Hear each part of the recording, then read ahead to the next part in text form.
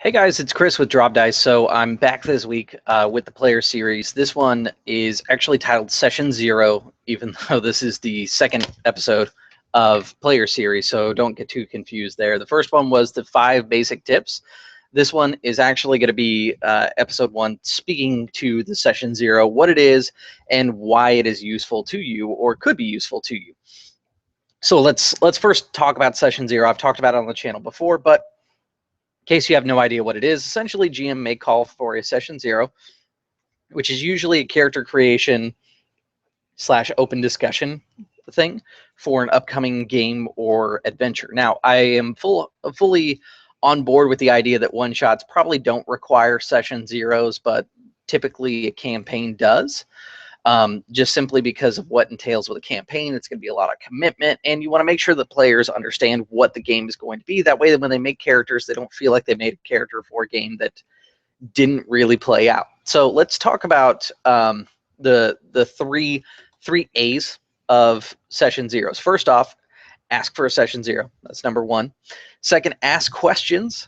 And third is add to the world. So Session Zeros are like I said, the GM comes to you asking for them, but it doesn't mean that it's all on the GM. You have a special onus and a special spot at the table to be able to add to the world even as early as before the game even starts. Now, I talked about in the basic video that add to the world was really important. Now, I'm going to probably repeat that a couple times over the whole series because ultimately it's a storytelling game where you and your friends are getting together to ultimately tell a overall story arc. And basically, if you don't add to that story, then you're not helping contribute to this story arc. So when you get to this session, if you want to play a type of elf that maybe isn't in the book, like let's say somebody talked about at one point that they wanted to have elves that ride giant cats in their campaign world. Say you wanted to add that, bring it up to the GM, bounce it off him, see if it fits in his image of what the world should be or what the universe should be in the case of something science fiction related. The worst that will happen is the GM will say, you know, that doesn't really fit, but maybe we can do something like this.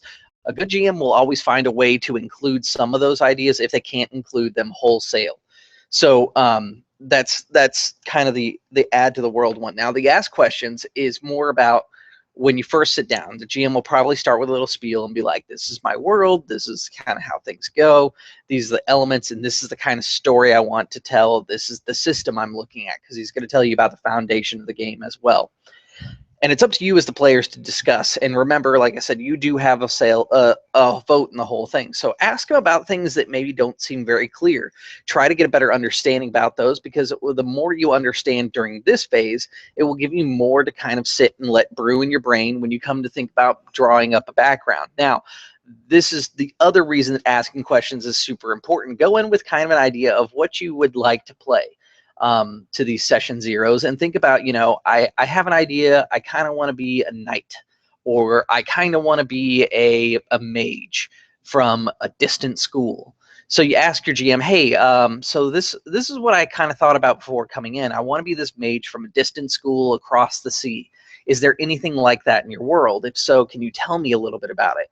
Stuff like that, where you are trying to find a way to tailor your idea into the world and write it in and join ideas together, is a really solid foundation for the campaign, and you're going to find that you enjoy it a lot more. It does help the GM, and I encourage GMs on the flip side, my other video where I talked about Session Zeros, to do the same thing, but take on board what the players say. So I'm coming at it from both ends, and hopefully we'll start to see a little bit more of this happening inside Session Zeros, because that's how they should go.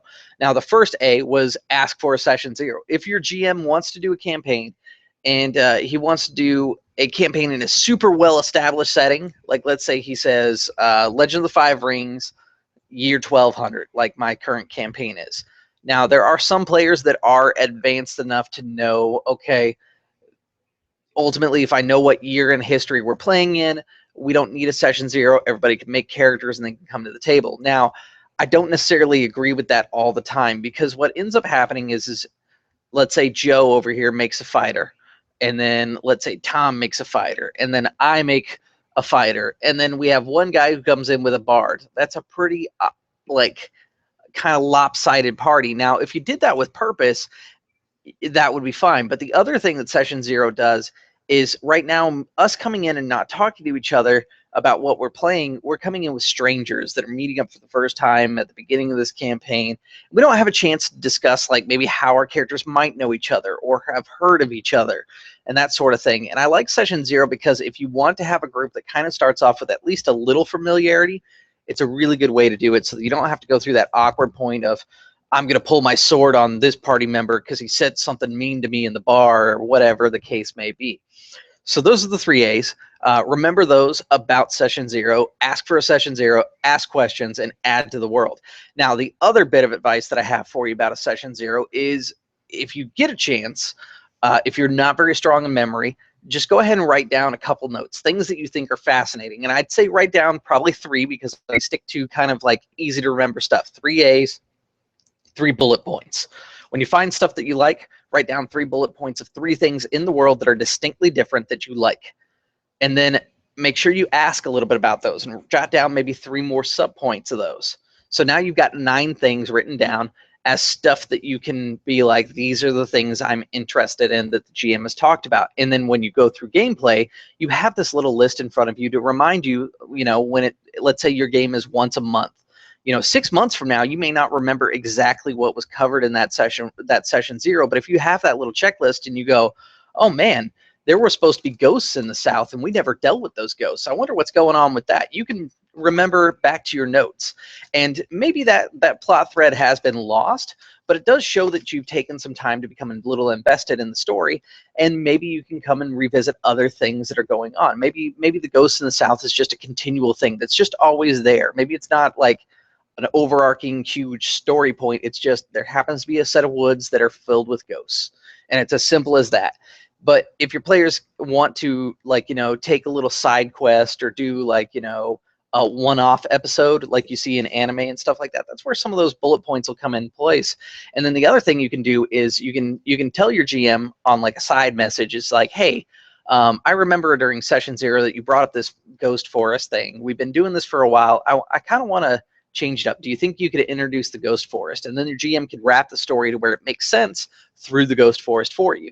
I would almost suggest that if you do the list, share it with your GM during Session Zero so that he could already start to tailor the campaign towards the list of things that you and your group find interesting.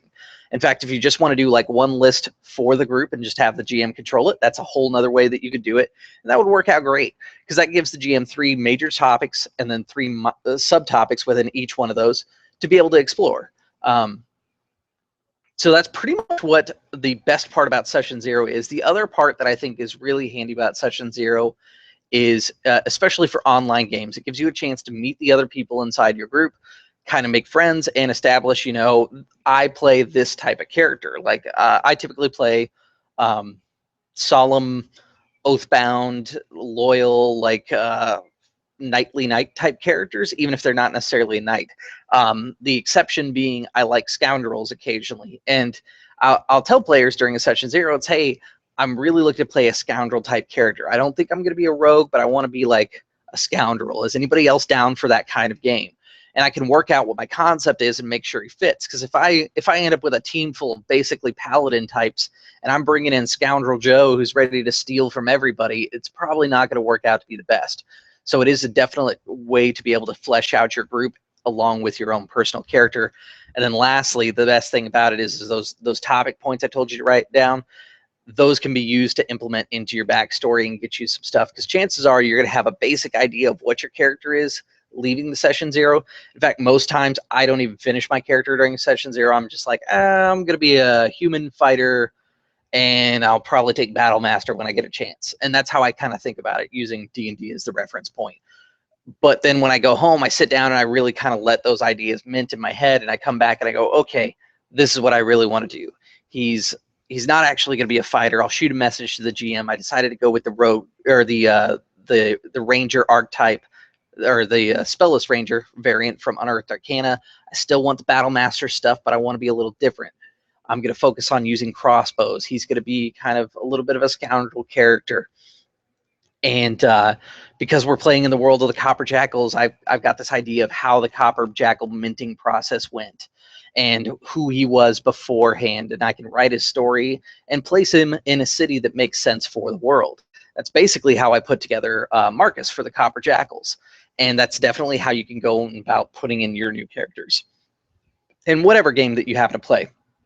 So just remember both those rules of three A's, the ask for session 0, ask questions, add to the world, and then 3 bullet points. Just take down 3 bullet points, and if you feel froggy and you want to get a little detailed, take down 3 sub points to those bullet points by asking questions of your GM to kind of expand on it. That's pretty much all I have for this video. However, because we are doing the player series, I am going to check the Q&A. And I'm going to give it a minute here because the Q&A is open during all of my videos because I usually try to address any of them that show up. But if during the player series you happen to catch me while I'm broadcasting and you want to ask any questions about this video or a previous video, feel free to go ahead and show in here. The only thing I won't talk about is the Legend of Five Rings stuff. I think instead what I may end up doing is taking some time out of the tail end of our Legend of the Five Rings game once in a while to open up the floor to questions like we did this last week. Okay, looks like I do have 1 viewer, but no questions at the moment, so that sounds perfect for now. If you do think of questions and you did not catch me on the live broadcast, feel free to drop them in the comments section below. As always, feel free to like, share, comment, and subscribe.